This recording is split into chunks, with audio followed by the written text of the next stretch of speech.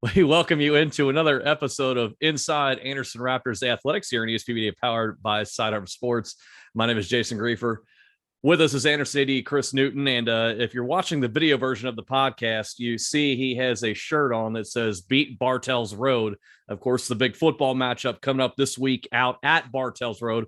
We're going to save that for the end of the show, as we always do, because the football team has been on a roll as of late.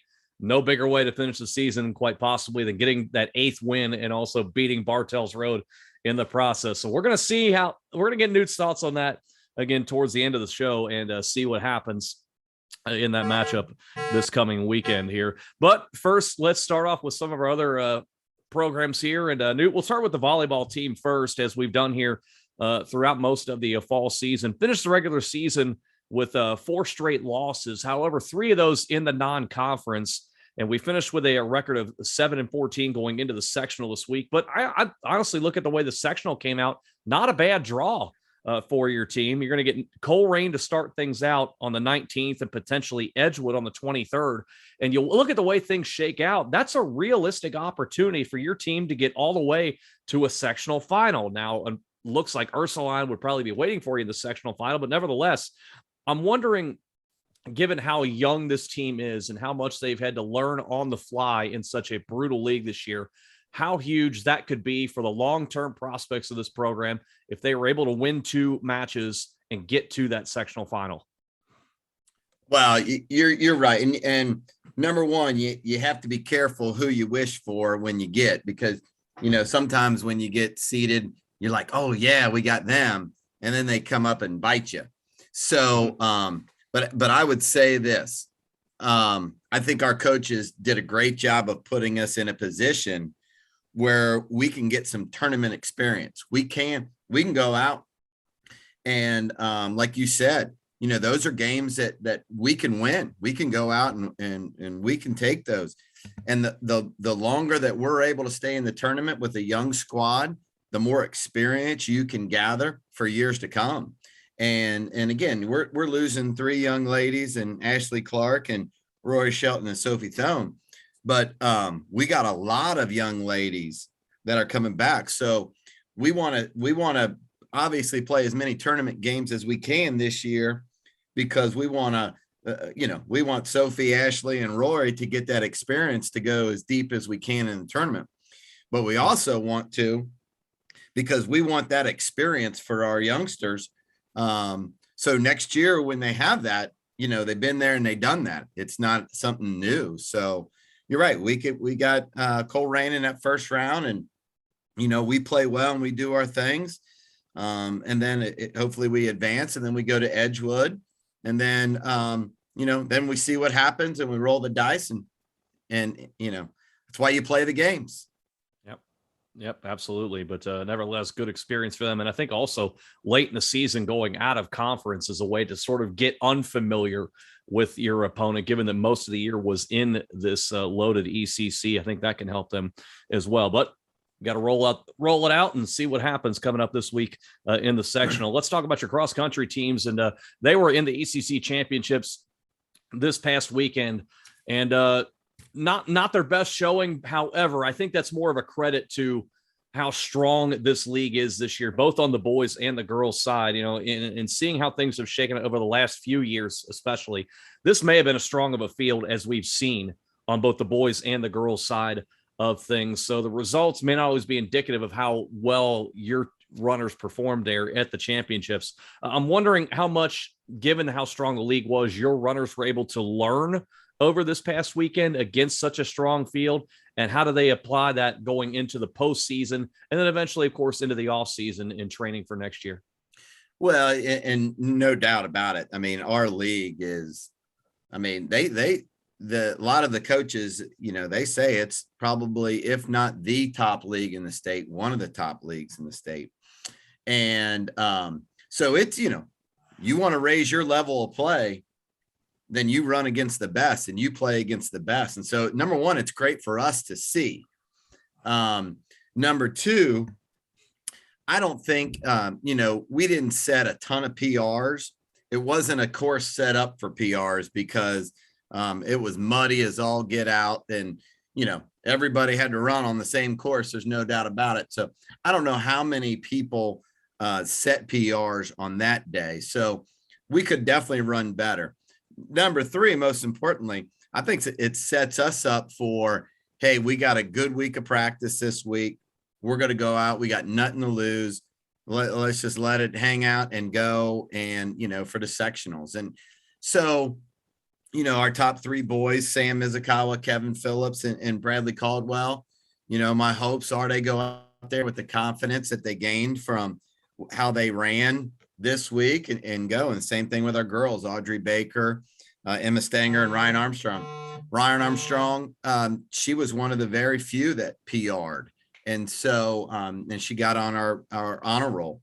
So for her to do that on that stage and that course, it's awesome.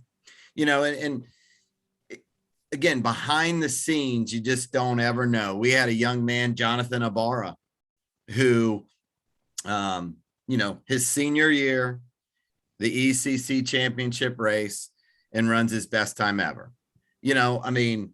How much better does it get? Madeline Dearman is a young lady that she's been fighting injuries.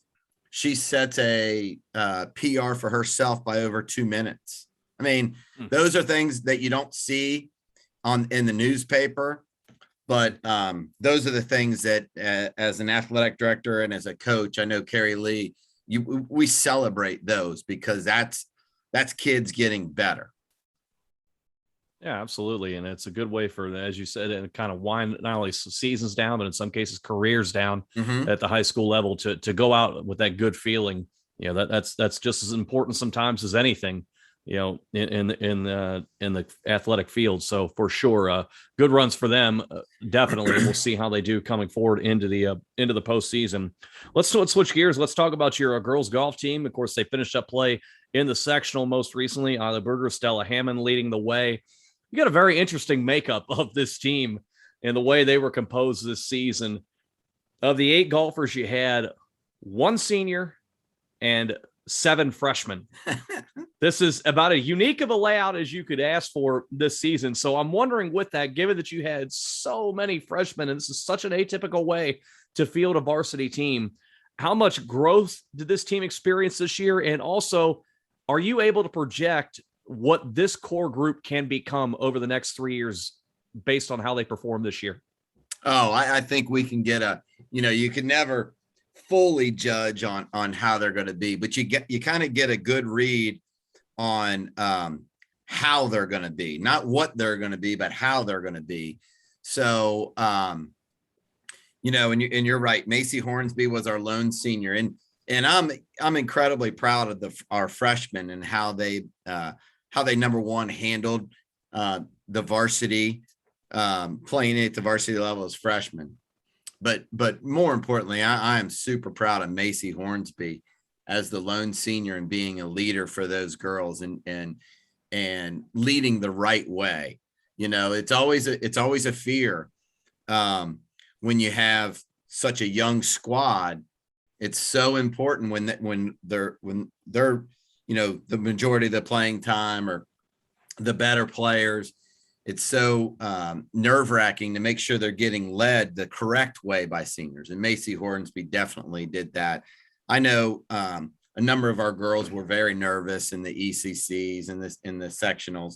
And Macy did a great job of talking to them and calming them down, letting them know, it's the same course they played last week, 2 weeks ago, just go out there and relax and play. And so she did a great job of that. Ayla Brugger, when you talk about what she, getting a good read on what they can do, Ayla Brugger is going to be able to do whatever she wants. Her mindset is so great. She's never sky high. She's never too down low. She is a young lady that is just going to keep getting better and better and better, and it's going to be fun. But Stella Hammond's had a great year for us, and one of the things I just saw, a tweet from a golf professional who was working with Sydney Dodds, another one of our freshmen. So Sydney's season is over and boom, she's on the course getting lessons. And so when you say, what are they going to be able to do? I'd love to be able to say they're going to be ECC champions and represent us in the state. You don't know that. How they're going to be, I know they are going to be the hardest working young ladies out there. There's no doubt about that. And that just shown, Sydney already getting out on the range and getting after it. So it's awesome. Very proud of those girls. Let us know if you pick up some tips from Sydney along the way over the next few months as she continues her development along with the other freshmen that you have coming back there. Quite a different story on the tennis team going forward here, is you're going to lose just about everyone from this team. I look on AndersonRaptors.org and I see 13 seniors on this tennis squad that you're going to have to find a way to replenish going into next year. Let me get your thoughts on that. But first, just your overall thoughts on this senior class and what they've been able to contribute at Anderson. And then secondly, how your coaches plan on trying to just fill out a roster, let alone build them up to the point where they can compete in the ECC next year. Yeah. So again, we had senior night, and it was an incredibly special night. The parents did an amazing job organizing it. And we do things a little different with our tennis senior night. Is we kind of have a tournament that involves family, siblings, and they actually let me get involved in it. So it's fun. It's a high pressure tournament. I'm just going to tell you that, Jace. It's 1 point. If you win that point, you advance. And I'm still not talking to Mia Leland right now because she knocked me out of the tournament. I'm a little down on her that she just didn't throw it and let me win. Love? Did she beat you, Love? Oh, yeah, she beat me. She beat me like a drum. So just making sure. Yeah. Oh, no, she did. She crushed me. And she was so nice about it, too. After she beat me, she apologized. I'm like, Mia, that's did she almost give you the pat on the head? Like, it's okay. It's okay, little guy. You'll be fine. She said next year, maybe. Work harder and try next year.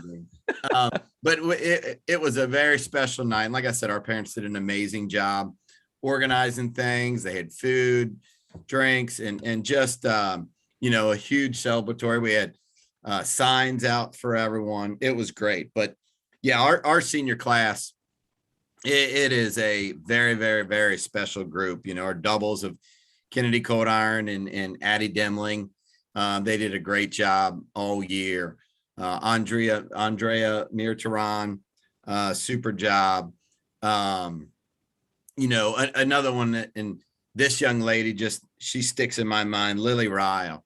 She's a young lady that worked her tail end off and always did what was right.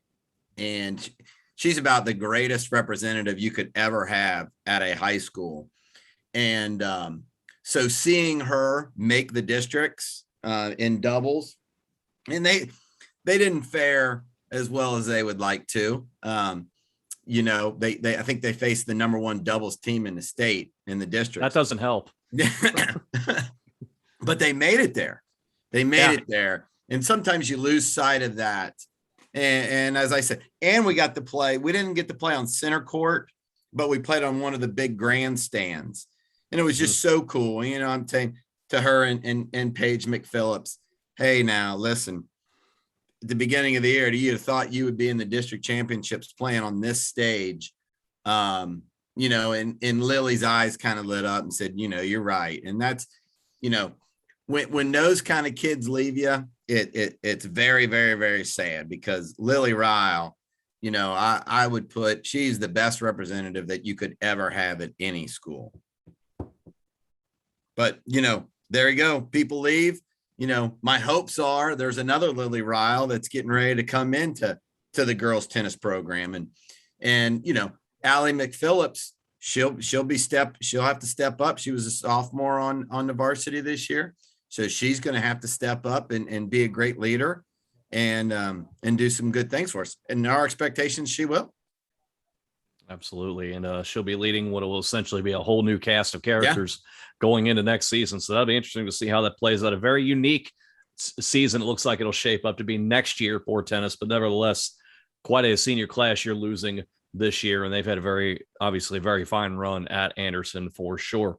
Let's switch gears. Let's talk about your girls soccer team now, and heading into the postseason, but have dropped 2 straight, losing 2-1 to Walnut Hills, and then most recently this past Saturday we got to broadcast the matchup against Lakota West, and wind up falling 1-0 and on a goal, a very fluke play, and I was there calling the match, and it was a ball that seemingly looked like it hit a rock on the field and bounced over the right hand of Ellie Laney and crawled into the net. And on the other side, just weren't able to find a way to put a ball in, despite so many more opportunities Anderson had than Lakota West. That being said, we now move into the sectional, and despite the record being what it is at 6-7-3, you drew a very nice seed, a 9 seed overall here. So it goes to show the respect that the greater Cincinnati area has for your program to draw such a strong seed.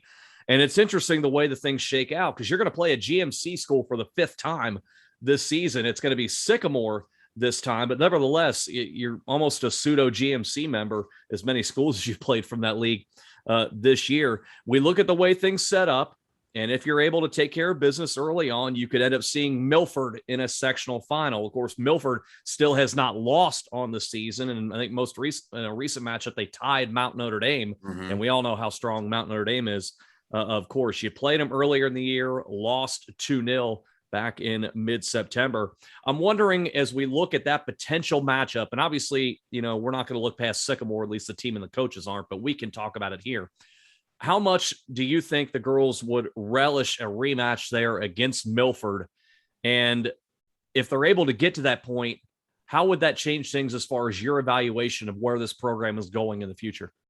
Well, first of all, number one, when you talk about the Lakota West game, that is an athletic director's fault there.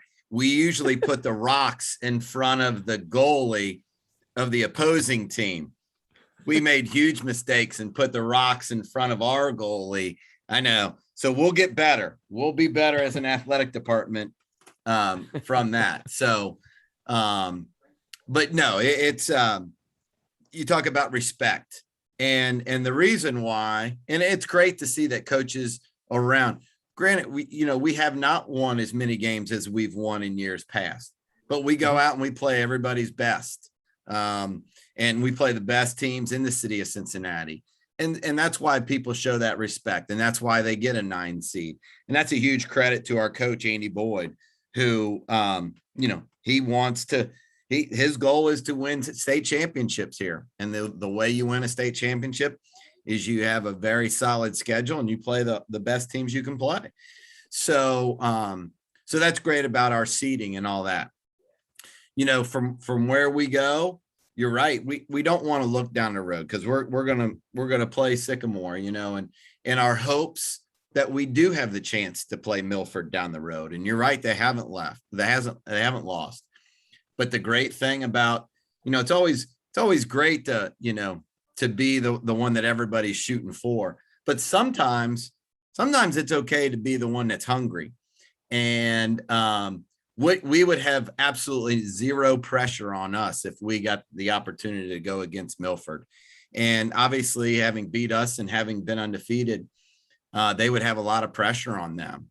And sometimes that's a fun position to be in when you can just be so free and attack nonstop. So, my hopes are we get an opportunity to be there and we just see what happens. It would be fun. But as for how far this team goes in the state tournament, if we lost our first game or if we won the state championship, I certainly would not think anything differently of Andy Boyd and these kids because that they're awesome.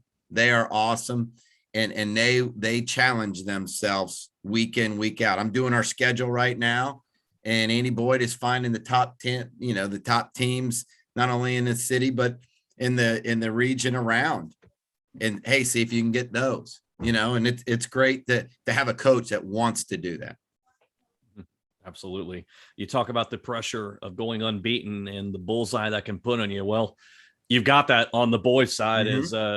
As you pulled it out last week, the train is still rolling for the team, and they've kept that freight train rolling all the way to League Championship Depot. as they won the ECC and finished the regular season with a record of 15-0-1, drawing a 3 seed in the South region. You're going to take the first round bye. You'll get either Coleraine or Middletown on the 23rd. I did a little forward projection, and the way things shake out is if your team takes care of business, you can wind up seeing the likes of a Moeller in a district final, and possibly, if you get past that, Centerville in a regional final. So no matter what happens, of course, you're going to run into a quality program in any round of the state tournament for sure.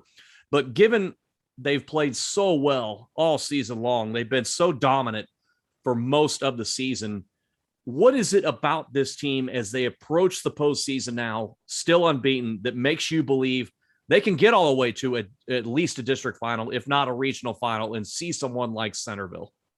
Yeah, well, number one, we think we can make it to the state championship, and the reason why they think that is because of the schedule that we've played, and we've played some great competition, and you're right, just we've got the bullseye on our back. We're 15-0-1. And I would be nervous about that if it wasn't for Sam Miller, because, after we won, after we beat Walnut Hills to go 15-0-1, the game's over. And, Sam is so great about not letting things get to him or get to the kids. I mean, this is what we were supposed to do, guys. There's a time to celebrate, and we're going to celebrate right now. But we also need to understand this was not our goal, our end goal. Our end goal is to keep playing. Our end goal is to play for that state championship. And so if our kids were celebrating and super excited about, the end of the year, I'd be nervous. They're hungry and they want more. And that's a very, very neat thing to see from my perspective, because you have coaches and you have kids that aren't satisfied. This is great. We did this, but we're still not satisfied. We want more. And because of that, I'm not nervous at all. There could be a situation where we get beat, sure, but it's not going to be because we're thinking that we're all that. Our coaches, staff, Sam Miller and Bill Miller, they do a good job of keeping our kids grounded and making sure they know the expectations are to always improve every time we're on the practice field or the game field. So I'm super excited about these kids. And as you said, Tuesday they got a bye, so Saturday will be game one, and we'll get after. Coleraine is if we do play Coleraine, okay, they just, I want to say, beat Mason. So beat or tied or beat them. So it's not like, we got a first round or first game gimme for us. And they're solid, and we've played them. So we know we're going to get everybody's best shot. Yeah, you're right. Coleraine beat Mason to end the regular season in the GMC. It was Mason's only loss in the league. One thing to keep an eye on, folks, as far as the postseason goes for Anderson, if somebody's going to take them out, they're going to have a goalkeeper standing on their head, because Anderson has only allowed more than one goal one time this season, and that was the tie against St. X back in late August, a 2-2 draw there. Since that point, and any other match, it's either been a shutout or just one goal allowed. So the other team's going to have a really strong keeper if Anderson's is going to be beaten in the postseason there. So we'll be keeping an eye on that. And hopefully sometime here soon, we may be talking about a state championship and you can hold up the trophy or maybe have that printed on a t-shirt as well.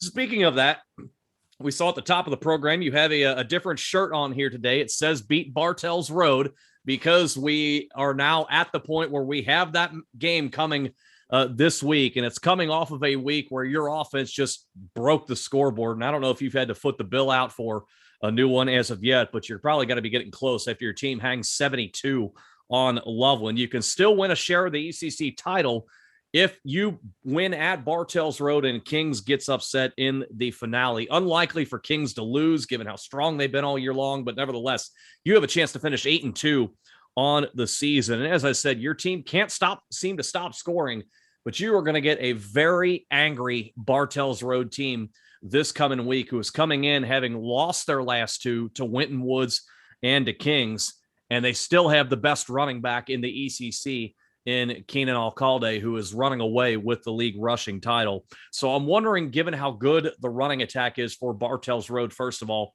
how important it will be for your offense to put points on the board early in the game to try to force Turpin to become more of a passing offense and take the running game away. Yeah, well, it's unbelievably important to get off to a good start. There's no doubt about it. And like you said, their rushing attack is very, very solid. And again, we know this young man because all of our kids went to school with him, and that's the neat thing about it.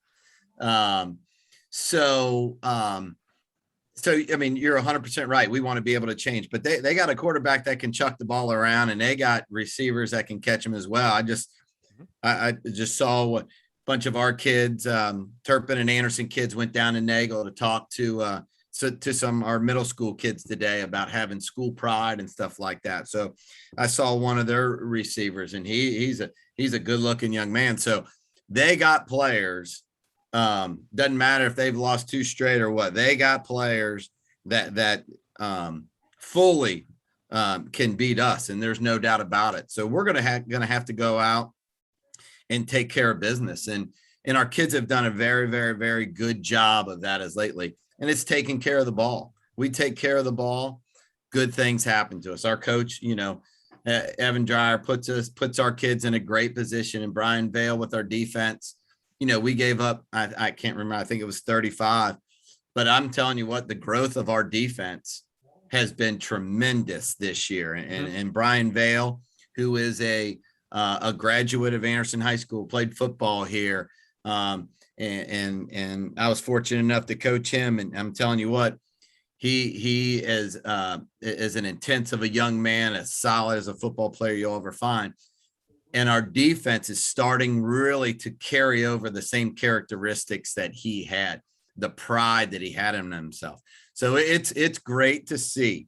But I mean, you're right. We can, holy moly, Jace, we can score, and hopefully we keep doing it. And I tell you, the neat thing about it too is, we've talked about, I mean, Griff Scaff obviously has just had an amazing year. Joey Faulkner, you're right. I'm going to have him changing the light bulbs in the scoreboard here because he's burning them all out. And Evan 1,500 receiving yards on the year. 1,500. It's crazy. 9 games. Evan Upchurch. But we got a couple other youngsters. The Santo Alvarez, which he's flies under the radar. I mean, he has 6 catches for 140 yards. You got Connor Casey and Miles Havens. Those 3 guys do the dirty work. They're the ones that do the unselfish things by, if they don't catch the ball downfield, they're blocking downfield. It's really neat.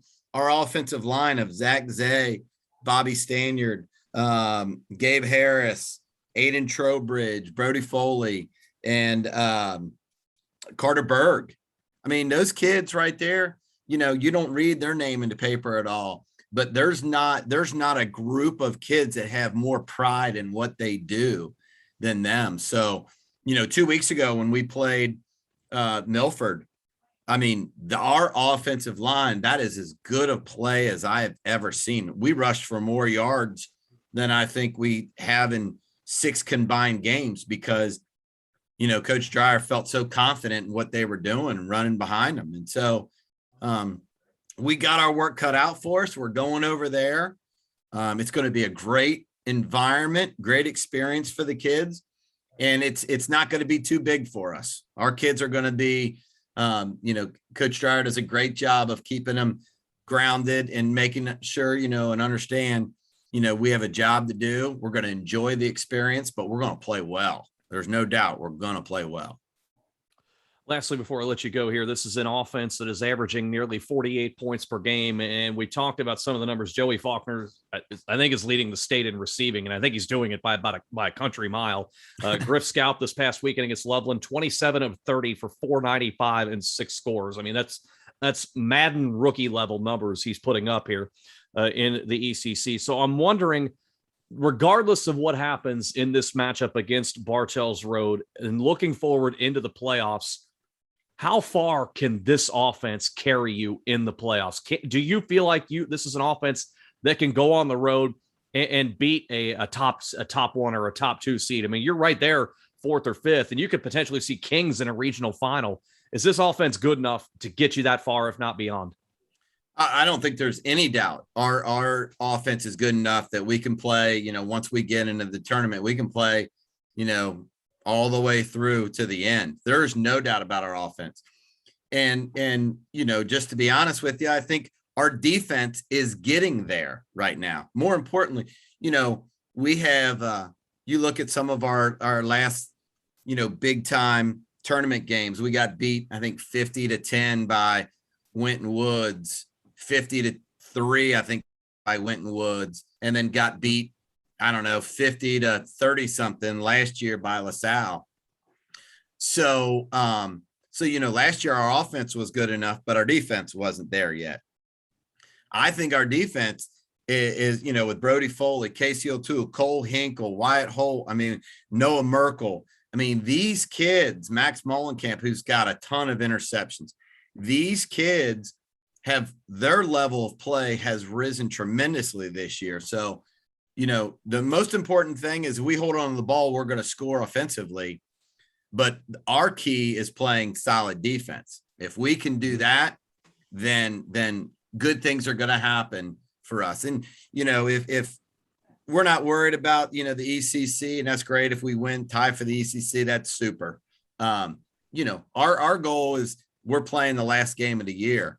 We're the last team standing. And so, our focus is on that as well. But right now, where our focus is right there, baby. Beat Bartels Road. That is the goal this coming week. And so fans, if you want to get out to Spartan Stadium to check it out, make sure you're there early, because that's going to be a packed house for that one. Anderson versus Turpin. It's always a great rivalry, but especially compelling this year, given what Anderson has done all year long, especially putting points on the board. If you like points, make sure you're there for this one. It's going to be a good one for sure. With that, we are out of time for this week. Our thanks once again here to Anderson Athletic Director Chris Newton. Show the shirt for us one more time here before we. And one thing I do want to say, Jace, is there it is. Hey, yep. Make sure you guys are there. Make sure everybody is there. We have a sponsor in Raising Cane's. And so Raising Cane's really did some incredible things for Turpin and us. And so we're excited for Friday night. We got a little surprise for everybody, the Anderson Township community. And so it's going to be a special night, but please focus. This is the main thing this week, right there. We will see what happens as Anderson looks to indeed beat Bartels Road. We'll see how that match plays out here coming up this weekend, and on top of how everything else is going here. And once again, our thanks to Anderson AD Chris Newton for joining us here on the Inside Anderson Raptors Athletics podcast here on ESP Media, powered by Sidearm Sports.